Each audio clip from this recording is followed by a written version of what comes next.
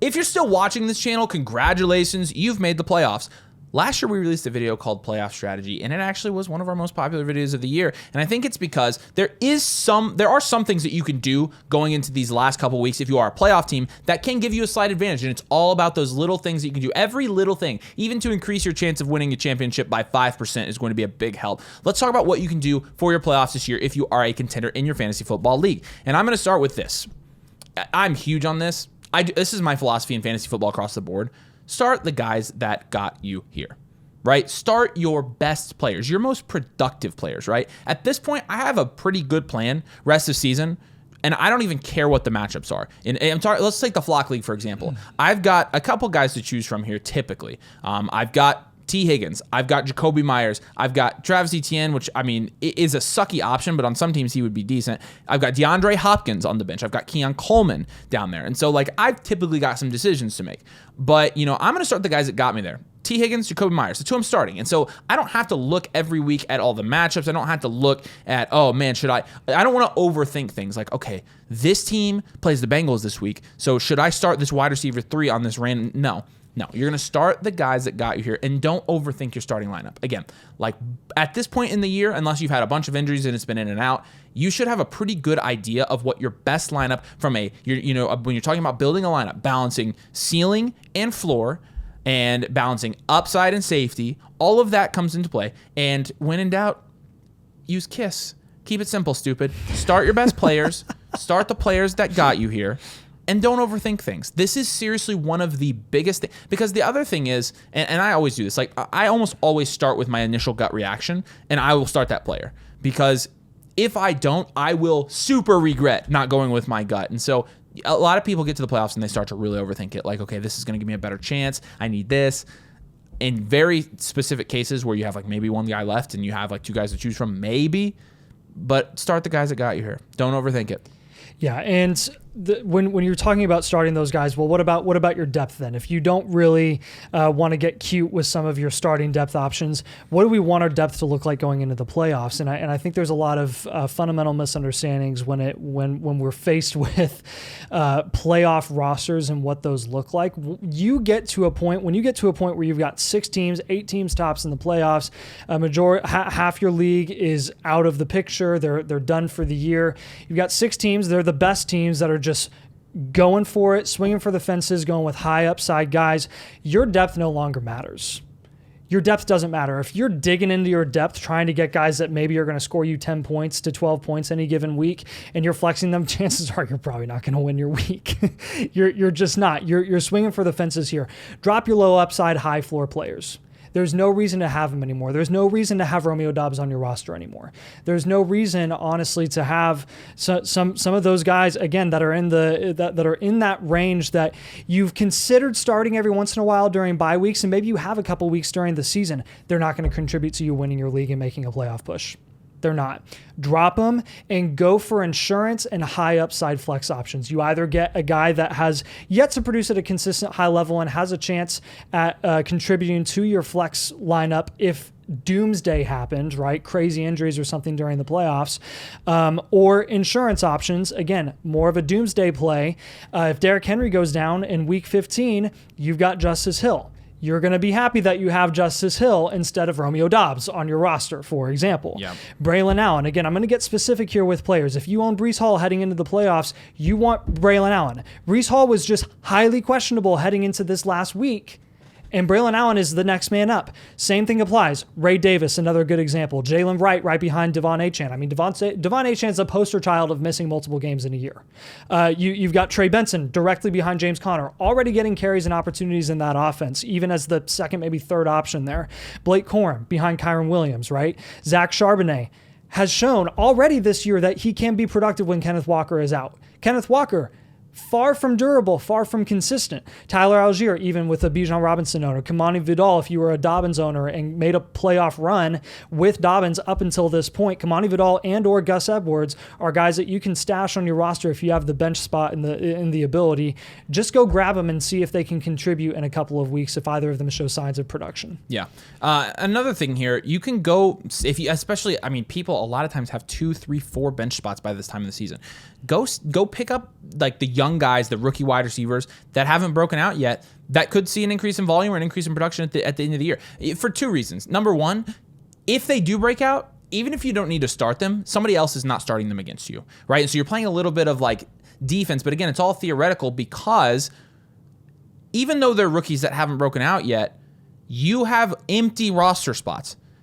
And you can put this all into one point.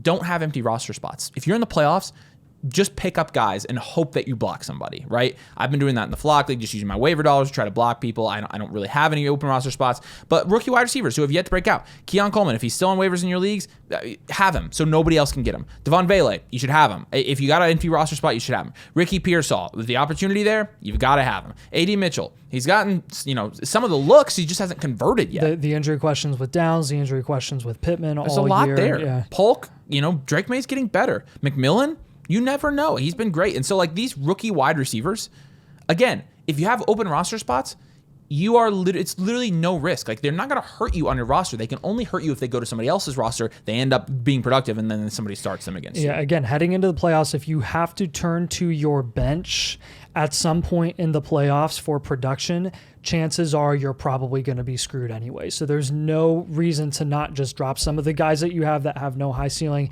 and go take upside shots on some of these rookie wide receivers that have yet to break out. You touched on the defense. Playing defense, if you have roster flexibility, is absolutely paramount right now, especially when you're talking about your competitors and understanding what their team needs are heading into the playoffs. If they are short or thin at running back specifically, like Isaac Guerrero, if you have the most waiver dollars in your league, there is no reason that you should not be dropping all of your waiver dollars on Isaac Guerrero. Zero. No reason at all. You should absolutely be doing that and keeping anyone else in your league from even having the chance of getting that upside shot. Because guess what? It's not I'm spending all my waiver dollars on a guy who I think might be productive. It's I'm spending all my waiver dollars ensuring that, making sure that it doesn't come back and bite me when I play someone else who got him instead of me and now he's dropping 25. Correct. Right? You've got to be on top of that. This is when, again, so many people start sleeping on waivers at this point. They started sleeping on waivers a month and a half ago because there hasn't been anyone left. Now is a time where you're on top of this when no one else is, and this is when this is where the best defense is played.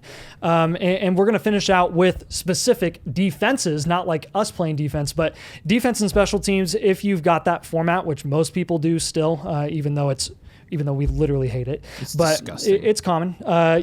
We've got some specific DSTs that we're going to have you guys look at because of their playoff matchups that are going to be really positive. And if you want to roster multiple defense and special teams heading into the playoffs, again, that's the time that you want to do it. Let's get ahead of some of those playoff matchups before anyone else sees them coming. And that's going to start with the Jacksonville Jaguars, who actually just had a pretty okay game against Houston until they scored multiple touchdowns in the fourth quarter and they kind of gave up. But they've got the Jets, the Raiders, and the Titans for their playoff schedule. That's very, very positive, especially looking at the Raiders and Titans. I'm looking at those 2 weeks, and that's what I'm grabbing the Jags for potentially. And then you've got the Colts, who have shown in small samples this year against better matchups that they can, more friendly matchups, that they can have productive weeks. They force a lot of turnovers. You've got Denver the first week of the playoffs, which is going to be tougher.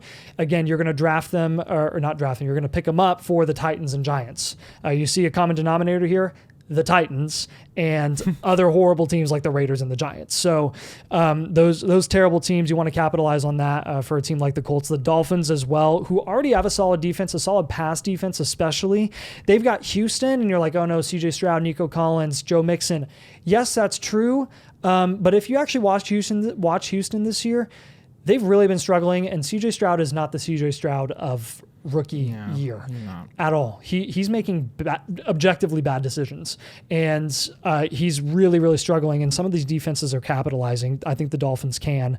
You've got the Niners, who do not look like the Niners of last year, Super Bowl Niners. They've got so many injuries at this point. I think the Dolphins could have a solid game against them. And then the Browns, who, Jameis loves YOLO football.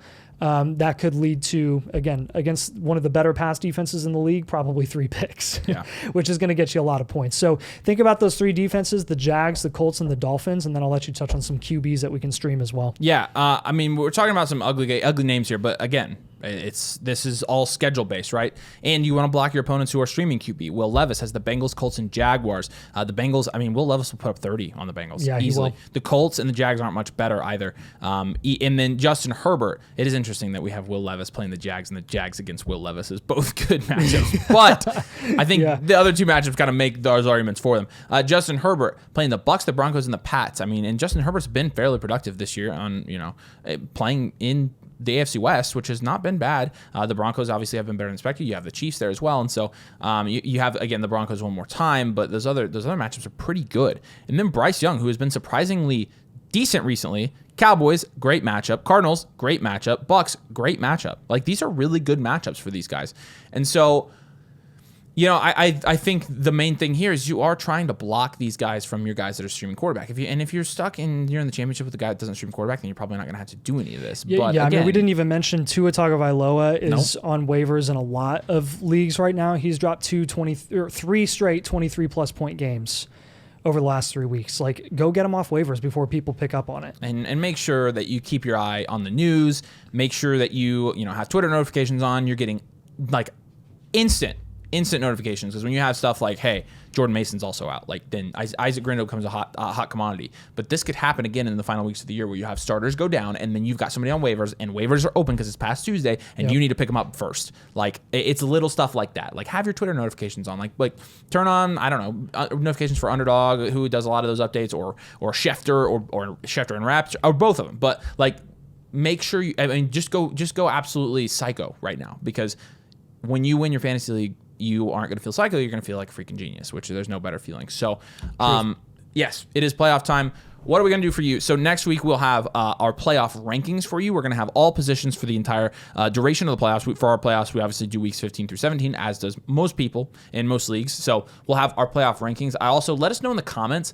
I was thinking about this. It might be good to actually do a playoff defense rankings and a playoff kickers rankings, and just kind of talk about what we talked about here and expand on it in like a 10 or 12 minute video. So if you'd like to see that, let us know in the comments if you would watch that video. Maybe we'll just go ahead and do that for you. Obviously, we're going to have weekly rankings as well, but it's all going to be about making sure we have our lineup set, making sure we have the right guys to win our playoffs. And again, we're starting the guys that got us here, and my hope is that you can go and win a ton of money in your fantasy leagues, because ultimately our number one goal this season has been to help you win money, because money is cool. So make sure you drop a like. Make sure you're subscribed if you're not. And obviously, we're getting to the end of the season, but you're going to want to be here next season. Trust me on that. And you're going to want to get all of the playoff rankings that we're about to release next week. So appreciate you guys. Thanks so much for joining us. We'll see you later.